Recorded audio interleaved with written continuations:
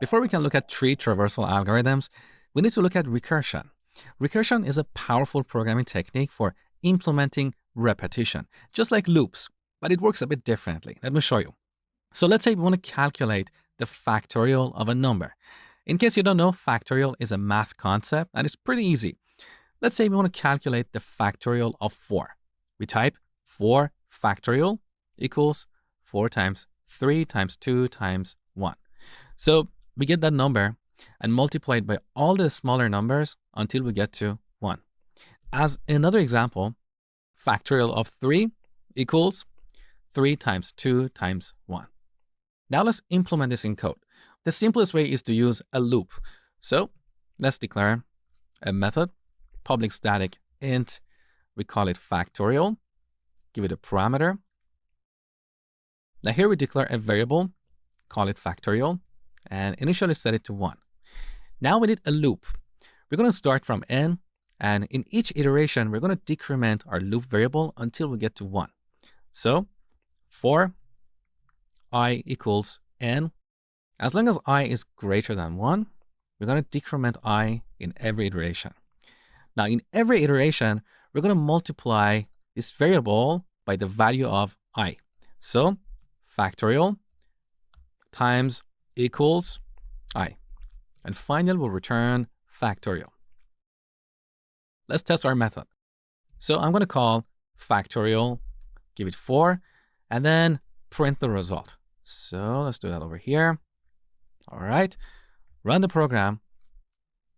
So factorial of 4 is 24. Easy. So this approach for calculating factorial, it's called iteration because we're using a loop.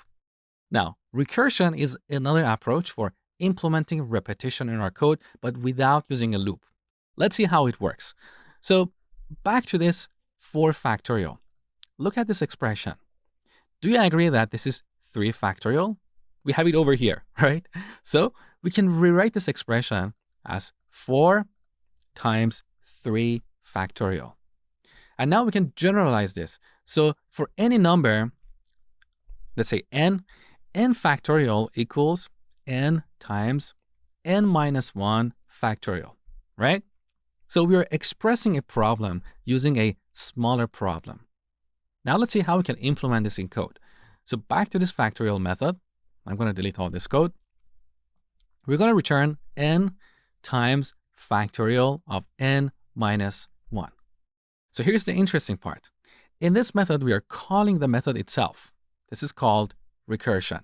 So recursion happens when a function or a method calls itself.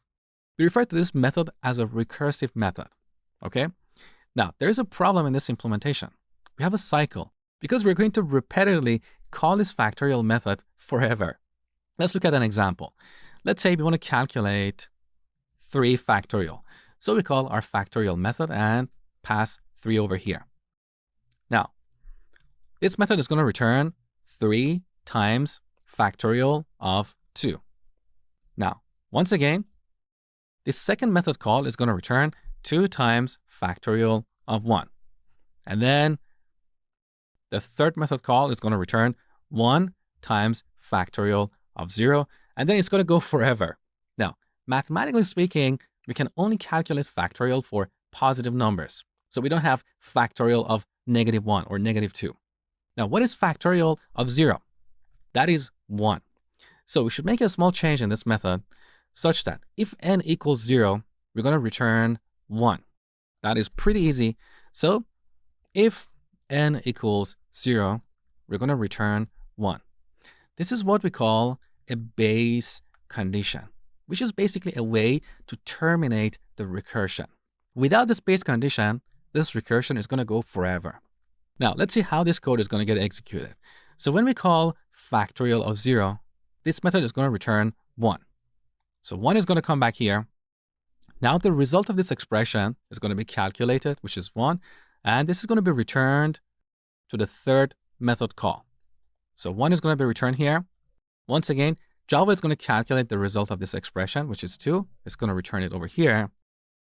And finally, the result of this expression is going to return from our first method call. Now, you might be wondering how Java is going to keep track of all these method calls. How does it know how it should get back to the previous step? Well, Java uses a stack to manage this. You learned that we use stacks for undoing things or for going back. So every time we have a recursive call, Java is going to keep track of the value of these variables in a stack.